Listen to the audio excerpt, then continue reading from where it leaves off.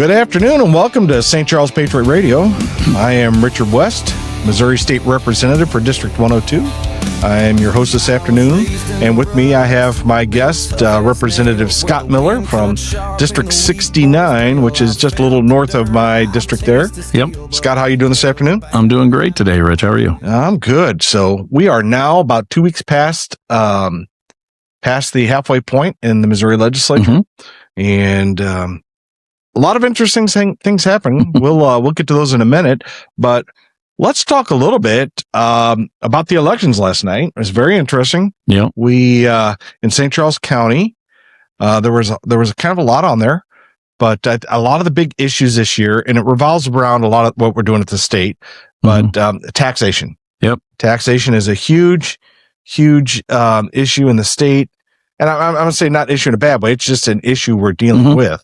Of course, we have the elimination of the Missouri income tax. Right. We have locally, we have the proposition, or I'm sorry, it was Amendment 3, I think it was, which froze property taxes for a lot of the counties in the state of Missouri, and how those got on the ballots in a lot of different places. And in St. Charles County, it was voted down. It was. So what this amendment would have done would have been to freeze your property taxes at, I think it was 2024 rates. Yeah. The voters made it really clear that property tax was one of their major concerns. And so the state sent St. Charles County an opportunity to freeze those property taxes. And St. Charles County, and I think arguably on account of low voter turnout, but St. Charles decided they didn't want to freeze their property taxes. So yes, I agree with you. I found that very interesting. Yeah, I was a bit surprised. I think there was just a lot of confusion. There's been a lot of talk lately, not just with all the taxes, and I just think people were really confused. The Proposition RT in St. Charles County is what I'm talking about, and I'm not going to go into the specifics of the proposition or of the the proposition that was on the ballot, but it was basically going to freeze our property rates at what they were in 2024. It was put on last year on the stadium bill. Yep. There's a lot of us that voted against it.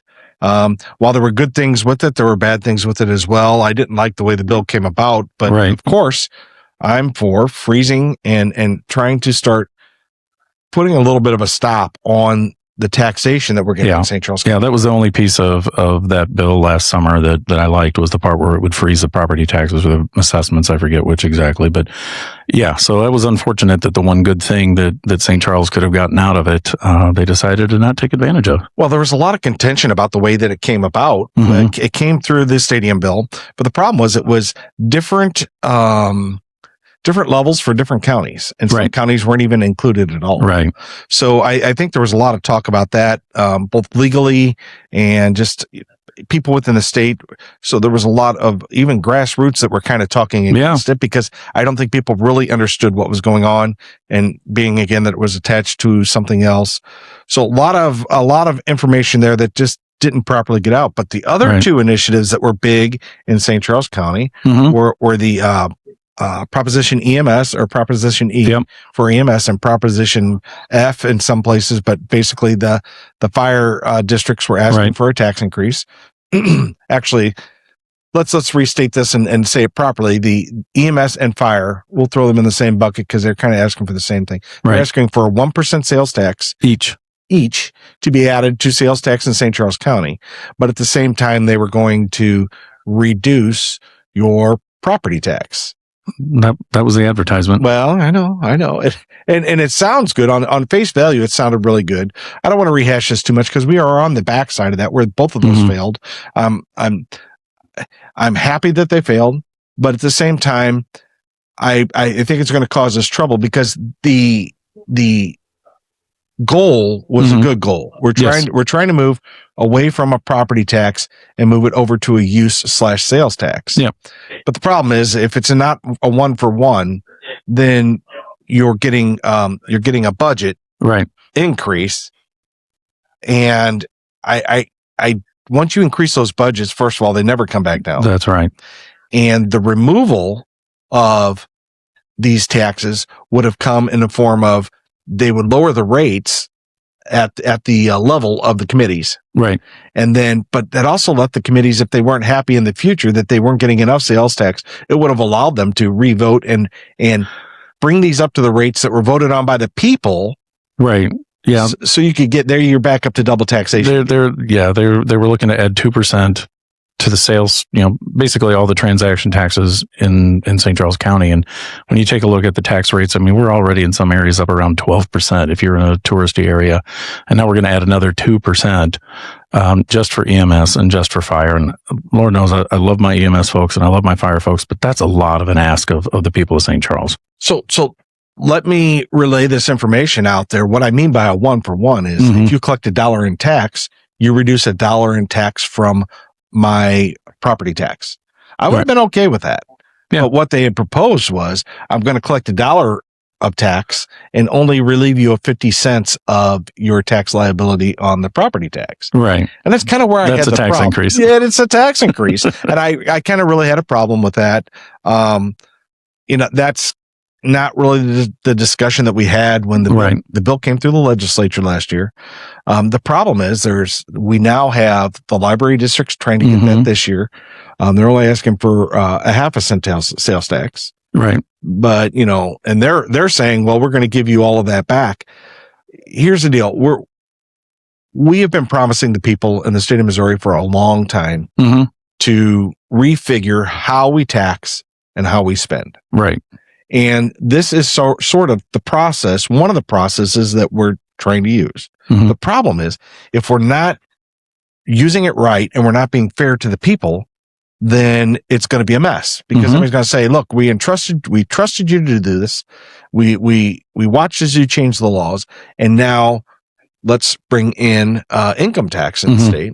Now we're going to ask the citizens to vote on an income tax bill that we want them to say, okay, adjust your income taxes or adjust your taxation formulas so that we can collect on a sales/use tax and do away with income tax. Right. Now, I don't want to get too much on this because this will be for another show and we're going to have all kinds on it, but it's a great opportunity for Missouri to come out of tax laws that have been on the books for 100, 140 years that we haven't changed at all, other than to add more taxation to it. So, it's a better way. But we can go over that later on. But I think as we try to move forward with this, I think the problem is going to be people they're frustrated. And if we don't do it right, I'm glad the people of St. Charles voted this down. I would love to see the fire and EMS come back and say, we'll do a 1-for-1. And then, I can support a movement like that because it would remove your property taxes. Yeah, that would be a much more tenable situation. I agree. I just came back from California and, their sales tax out there was 14, 15% on food and stuff like that. But the reasoning is because their legislature out there put a moratorium on property tax increases out there, and they're trying to find other ways. This is way back when, that's a mess out there. Yeah, I was going to say that creates a whole other problem. I think we talked about earlier today. So St. Charles County, we had an interesting night last night. Yeah. I really would have liked to have seen Prop RT pass, but I think one of the goals I'm going to have as we move forward and we start talking more about the tax proposals that are coming to the people. Right. I think you and I and the other representatives in the St. Charles area, and we're going to get together with our senators, and we're going to try to start having some town halls where people can actually ask questions and get answers. I mean, it's a work in progress, but before we can do any of that work, we have to ask the people, do you give us permission to manipulate the tax code? Right. Which is do you want to change it?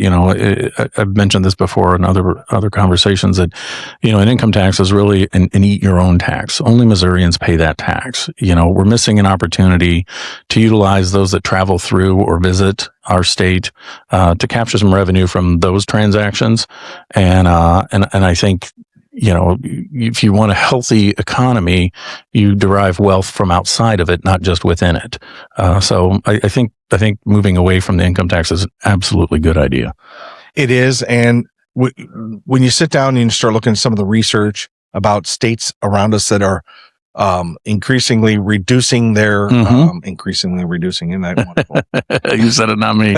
But as they're reducing their income tax through other means, that those states are actually growing. They're bringing in more. I mean, look at Indiana. Yeah. Well, when you take a look at the way transaction taxes work, that tax is collected at the moment the transaction occurs.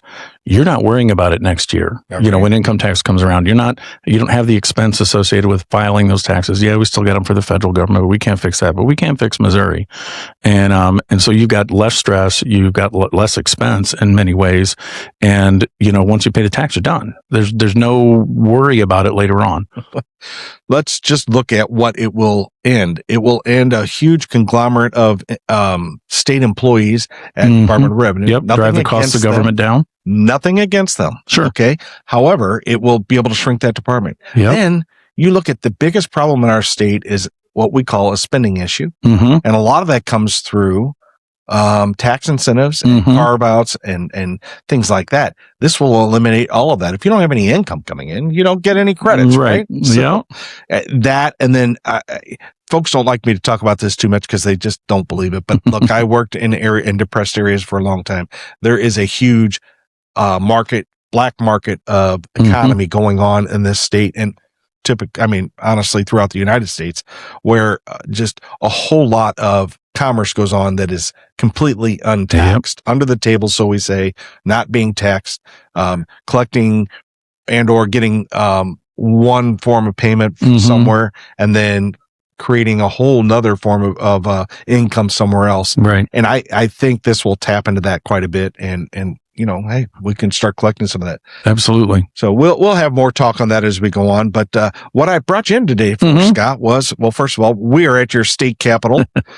We just got out of session a little bit ago. So, Scott and I have been working hard all day, but I wanted to bring you in to talk a little bit about your legislation. You'll be tying up your freshman year here, right? Yeah, freshman term. Yeah. Yeah. So you'll be, you'll be tightening up that. And what's your takeaway from the first 2 years? I think, and I've said this really early on, even last year, is that, when you're paying attention to the media and everything, what's actually the truth and facts of what's actually going on down here isn't what sells sound bites and advertising on radio or TV. And, it's not what you expect until you get down here. And, so, and that was probably the biggest one. And it's a much more of a collaborative environment. But it's just not negative. Like people think it is. Come down and spend the time here with us and get to know the people that are helping make Missouri better. So. Yeah, that's what my takeaway was. When I talk to people about Jeff City, they like this swarmy, nasty, whatever. We have our issues here. Sure, every group of people do. But you get 100. I'm about to talk about the House now. Sure, you get 163 A-type personalities together, and you're trying to. Everybody's jockeying for their own, even if it's something I don't agree with or something that's going on, I still try to get my part in there, saying, hey, this is how I feel. This is what's going on. And that creates a lot of tension sometimes. Yeah. So that's one of the things people, they're like, you don't make decisions fast enough and you can't get anything done. I'm like, okay, you ever been, hanging out with your family and y'all decide, hey, let's go to dinner. How long does it take y'all to figure out where you're going for dinner? Right. And that's just 4 or 5 people that all like each other.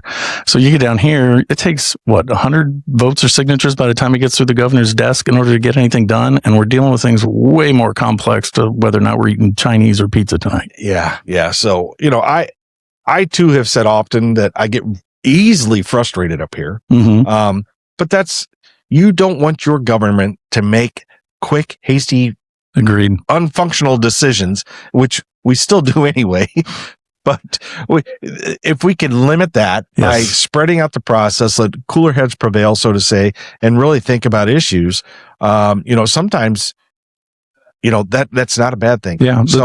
So what we're going to do is we're going to come back here shortly after break. We're going to cut off into break. When we get back, we're going to talk to Scott about some of his legislation this year, what he's doing for the people of St. Charles County, and what he's doing for the state of Missouri. So, folks, let's just take a break, and we'll be back in a few. Sounds great.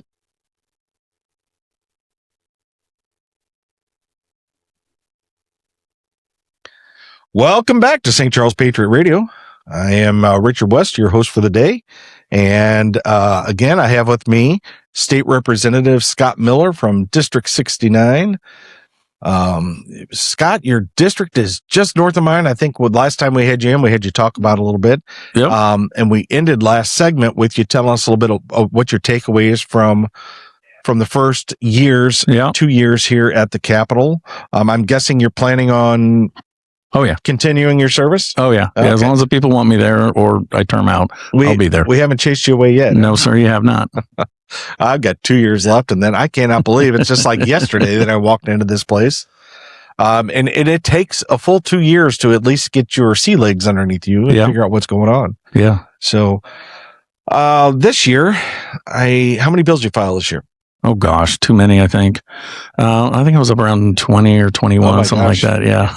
So a lot of people don't realize, when we file bills, some of them are for issues, personal issues we're working on. Mm-hmm. Some of them may be, and I know people are going to hate this, but some may be for a lobbyist or a group that's looking to try to fix something. Mm-hmm. Some of them may be something you're interested in because you've seen it or heard of it before. It just didn't get any legs to move. And what we do is we bring it back up and we try to refresh the memory of the people that are here. Mm-hmm. And try to make another go at it. Because some things that, if you go back through the years and you look at the things that never made it, sure, or they were like the last year and somebody termed out and it just never got picked up. There's a lot of that legislation, and sometimes just reading through it will be a great educational lesson on where we've been and where we're going. Why has this been here for 8 years? Right. Not passed through. And then you find out something 10 years ago that somebody brought up that was really a good point. It's like, well, why didn't somebody tell me this before I did all this work on it? But so Scott, let's talk a little bit about first of all,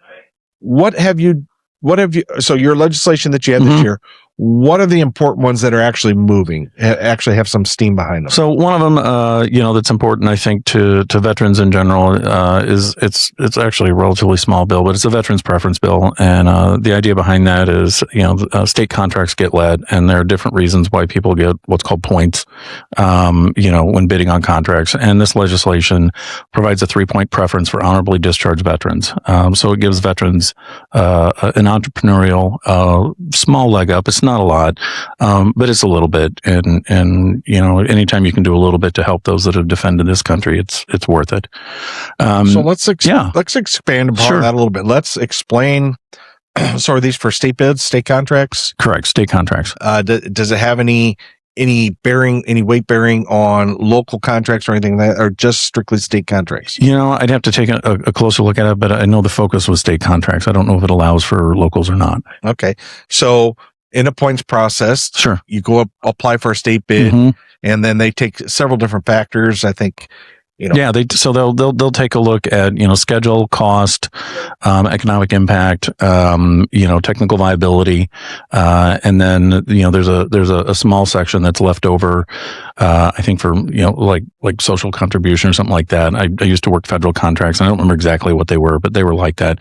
And what we've got here, the 3-point preference, that actually mirrors what exists in federal contracts. Oh, okay. So at the end of the day, if you've got equal points with somebody and you've got that veterans, if you and I are matched completely 100% equally, and one of us is a veteran and one wasn't, only then is the veteran going to get a leg up. But the 3 points isn't going to overcome somebody with a superior cost benefit analysis. Sure. I don't think that's the intent here. No, absolutely not.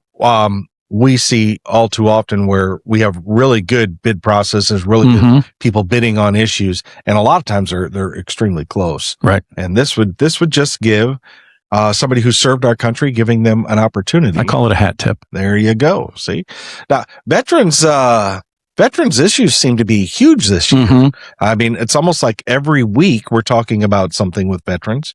Yeah. Which I, number one, support, even though I myself am not a veteran. I did spend some time overseas, but I still support our veterans 100%. Anybody that signs on that dotted line of free will and says, I am here to protect our country and devote my time and energy into doing so, whether or not they are shipped overseas, whether they're not they're shipped to the border, wherever they may go. We call it signing the blank check for a price up to and including your life. Absolutely. Absolutely. I myself was able to spend a little time, about 28 months overseas in Iraq, and not as a veteran, but as a contractor. But I spent a lot of time with my military brothers and sisters. And I'll tell you, to be whisked away from your home at the drop of a hat, say, sorry, you got to go. This is your turn now. And it's a crime if you refuse. That's right. And you asked these folks to do this, and they signed on that dotted line, and they probably traveled the country a little bit, and enjoyed a little bit of good stuff during the time. But when they draw your number, you're gone.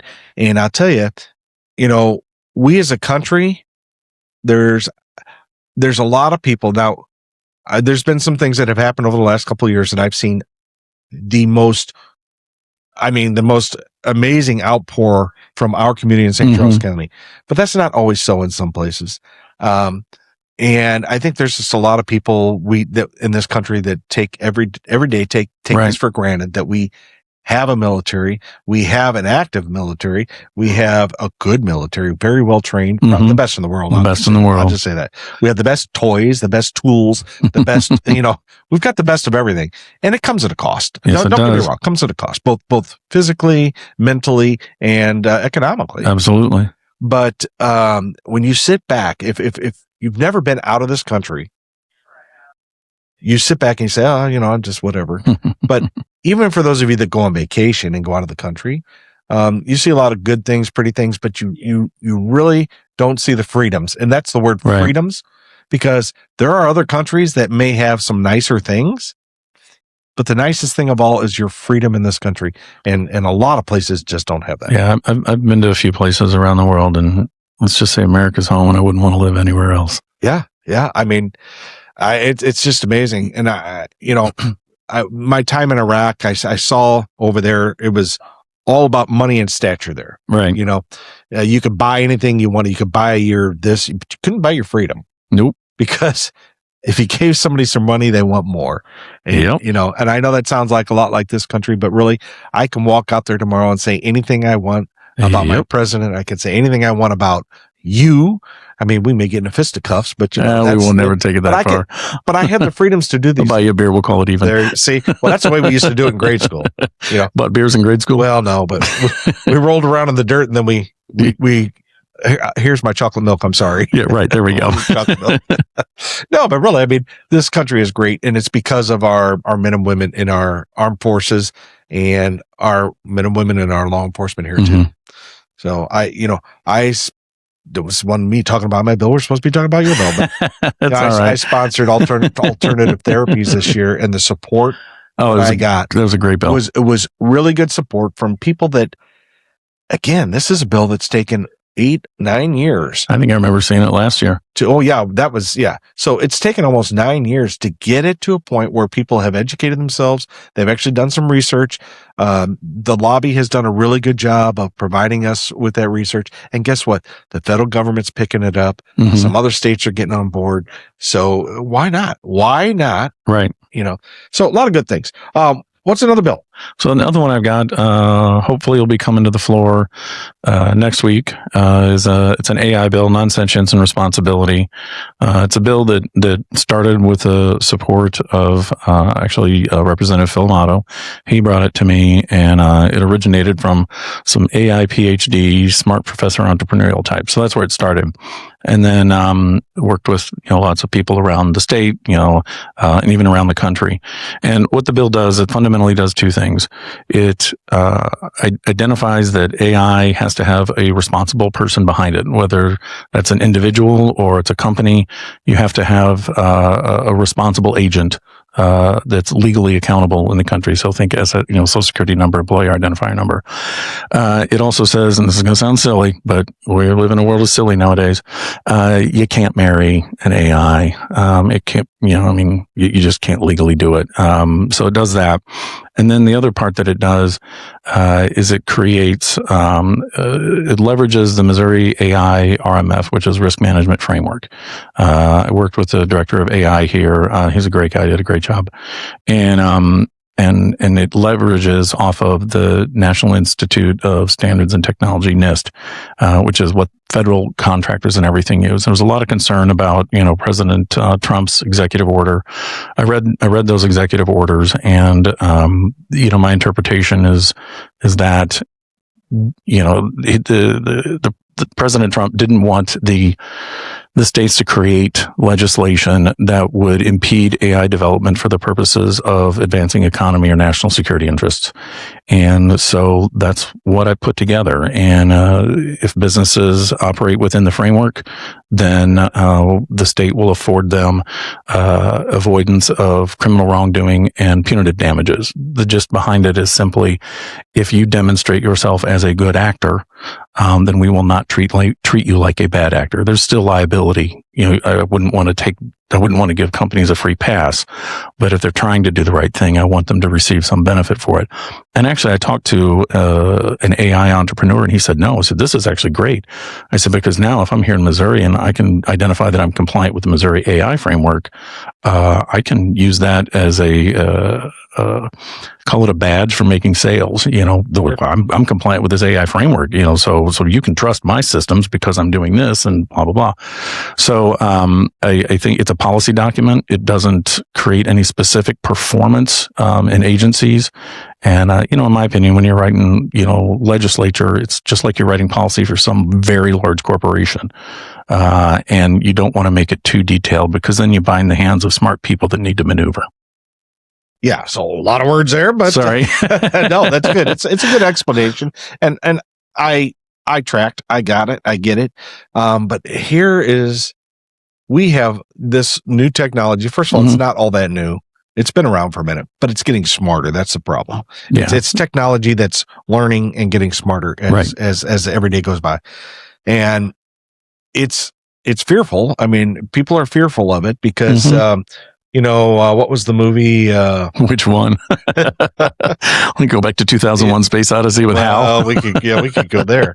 But, there's been a lot of movies about this, and I think people are fearful of the unknown, and there's so much unknown here. That's normal. But it takes so much forward thinking, right, to get yourself in this space.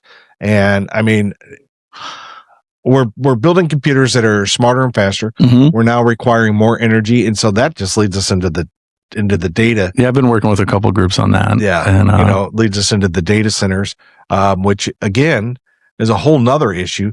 So this whole conglomeration of technology, I don't think it's new. We had computers, and then we had. We used to call them algorithms. Now it's AI. Yeah, I mean, we've had all kinds of stuff. But I think as we progress forward, it's getting harder for the everyday person to grasp. We want to use AI now to make us smarter or to figure things out for us. But I think we're getting to a point now where we can no longer understand how that's happening. Yeah, I don't know if it's going to make us smarter, but it's definitely a force multiplier for getting work done, particularly in information type sectors. Yeah. So we have, just answer me this, and we're going to go on a break here in about a minute and a half. So let's keep that in mind. But let's just say, we have machines doing all our work. What are we going to be doing? I don't know. I mean, we run into this problem, historically. I mean, before you had to hand row fields, and then we had horses to plow, and then we had tractors to plow. So technology was a force multiplier. The short answer is, my personal opinion is, I think what AI is going to do is it's going to push the value of what the humans contribute, either down to the people that are, touching, like people that are cleaning your house or doing the things that are hard to for a computer to figure out. And then you've got to have the people that are smart enough to know when the AI is wrong, because it's not always right. So I think what it's going to do is it's going to push work up and down. That's what I think. Well, what if we're expecting AI to tell us when it's wrong? Well, then you're wrong. Well, a lot to talk about on that issue, and it's only getting the discussion is only getting more in depth as we go along. Yes, I agree. So, well, look, we're going to have to head off to a break here soon. Before that, though, I think next segment, we're going to talk a little bit more about any other legislation you have. Sure. And talk a little bit about your district. Okay. And so those of you heading out for a break, stay tuned. We'll be right back with St. Charles Patriot Radio. Welcome back to St. Charles Patriot Radio. I'm your host again, Richard West, Missouri State Representative for District 102 in the beautiful country of southern St. Charles County.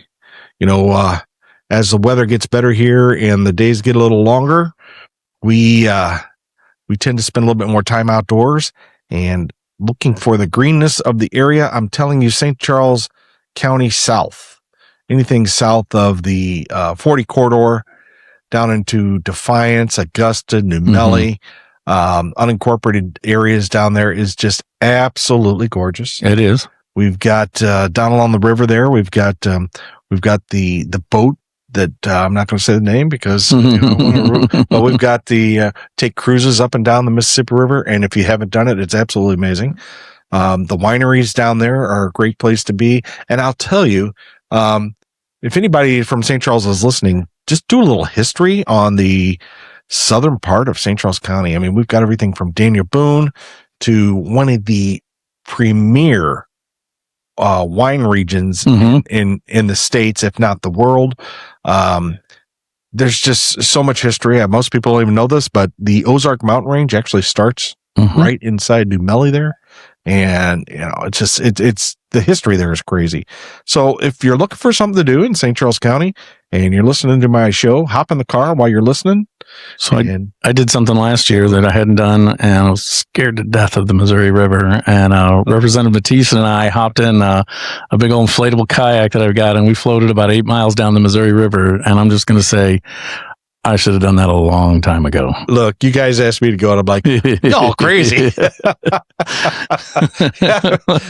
Hopping in an inflatable kayak. It's a good one. Oh, my gosh. The currents are pretty rough. No, it was smooth out there. Really? Yeah, it's amazing. You believe it or not, you drag rocks in the middle of that river on that kayak. Where'd you guys put in at? We put in at Klondike, and then we pulled out at the Weldon Spring ramp. Oh, well, you know, you guys have asked me to do it this year. I think I might take you up on that. I dare you.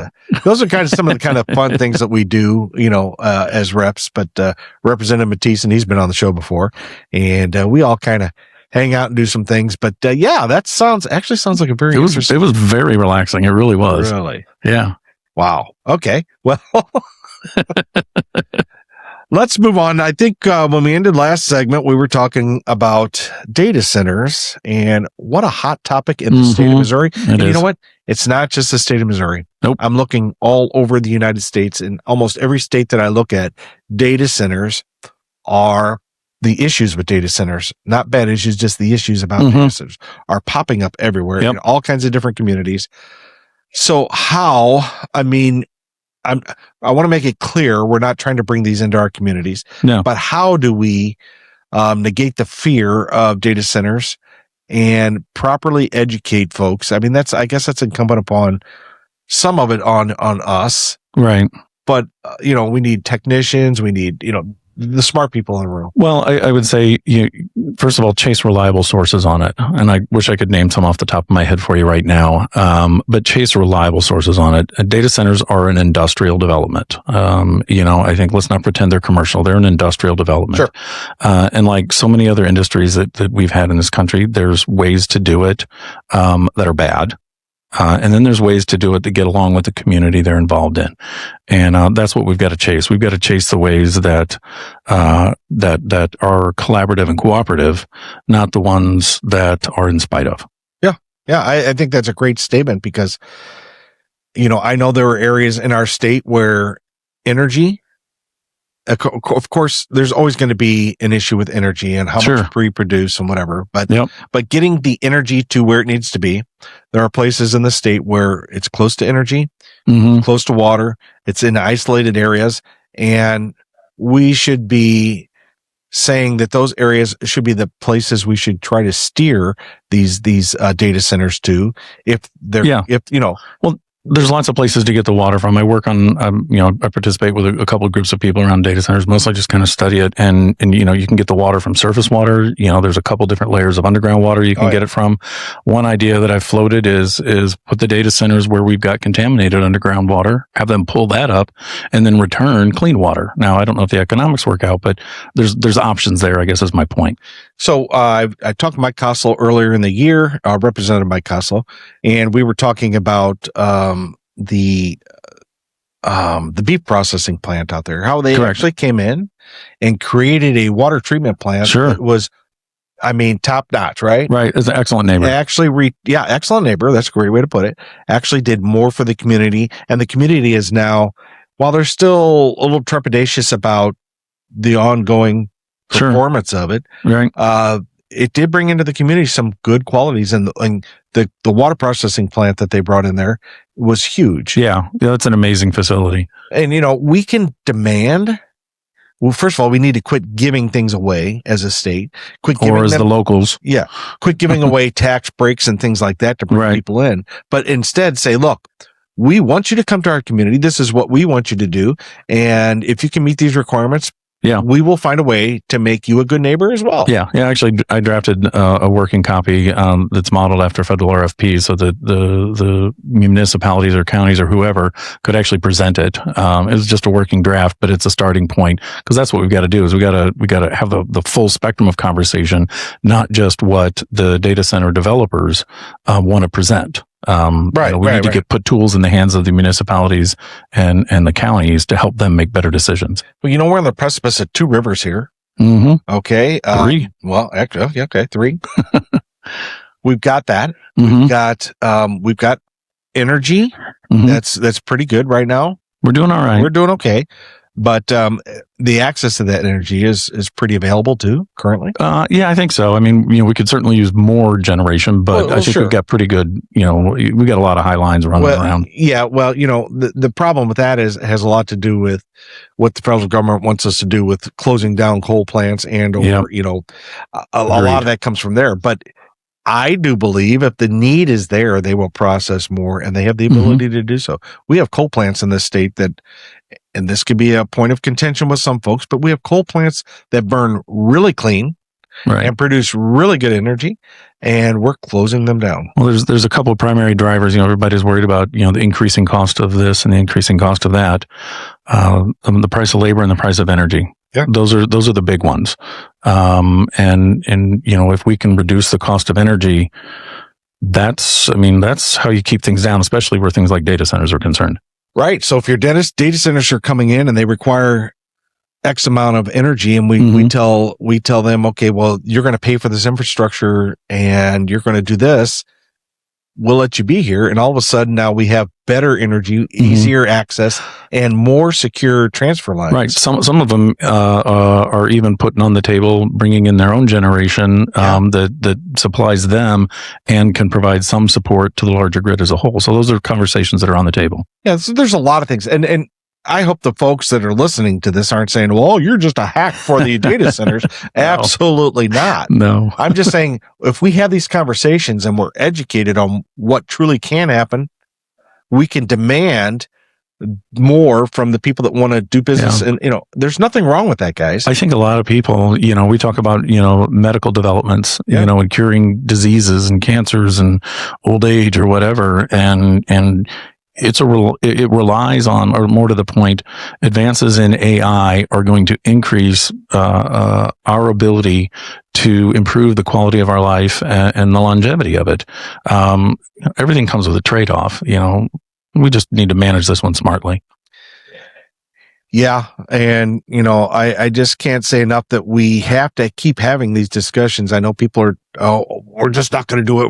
We don't want it. I understand that. I get it. Yeah. I don't want it in my backyard either. Yep. I agree. We need to figure out where it can go, where it's not in somebody's backyard, and how we get it there efficiently. And look, I am against tax credits. I can't say it enough. The people on the show know if they've listened to me. I'm no fan of them either. I'm against giveaways. I'm against all this stuff. Government should be providing us an atmosphere to where we all compete upon the same broad spectrum. And if you're better than the next guy, then so be it. The next guy should try to work to be better than you. Yep. I'm okay with that. So what we need to do to these businesses that want to come into this state, we want to give them an atmosphere where they can come here and compete and not have to worry about, oh, well, you gave that guy a tax break for 5 years. I want a tax break for 10 years.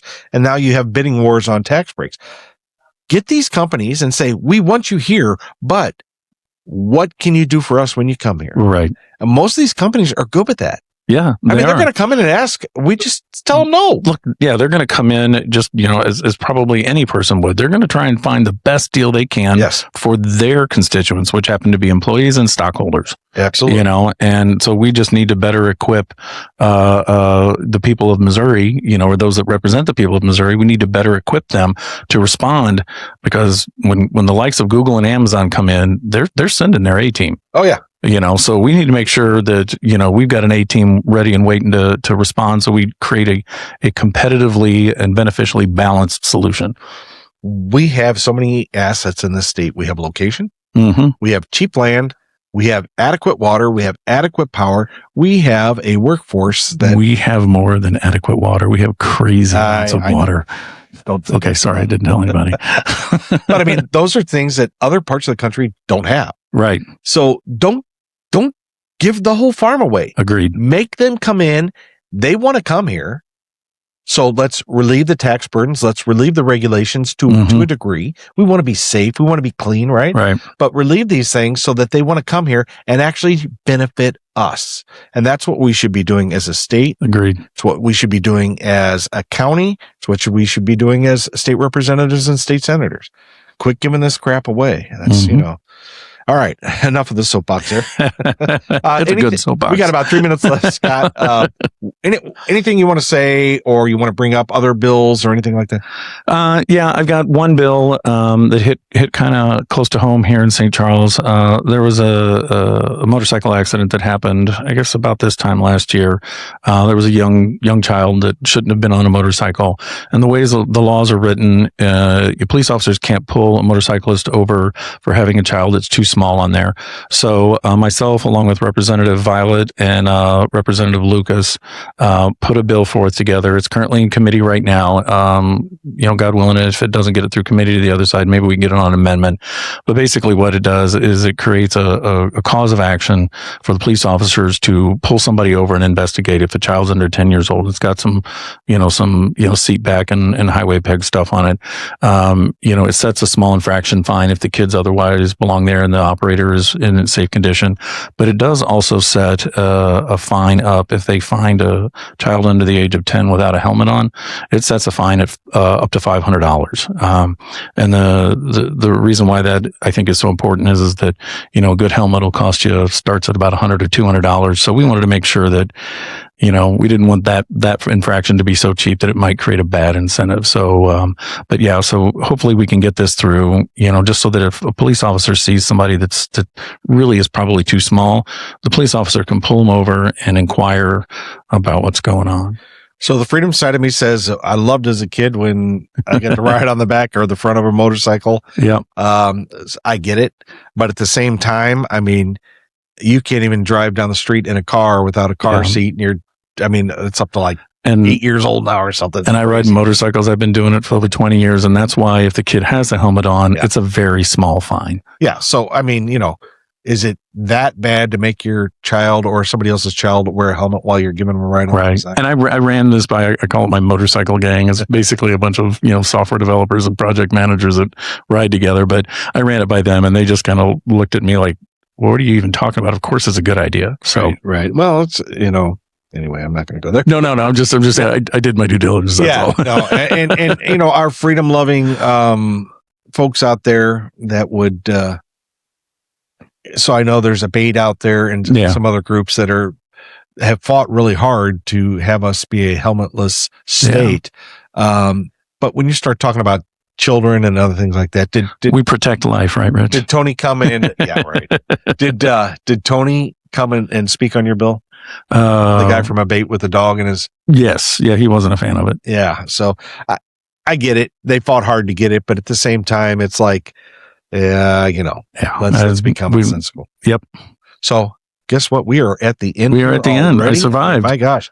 Well, listen, folks, I truly appreciate Scott coming in and chatting with me this afternoon. Like I said, we just got done with the legislative process today, and I hope that those of you listening will be outside enjoying this Sunday afternoon after you listen to my show. Yeah, I think that would be a great idea. All right. Well, hey, listen, folks, thank you for listening to St. Charles Patriot Radio, home of the conservatives, I guess you'd say. God's country. God's country. So everybody have a great weekend, and we will talk to you again next week. Thank you much. Thank you. Okay.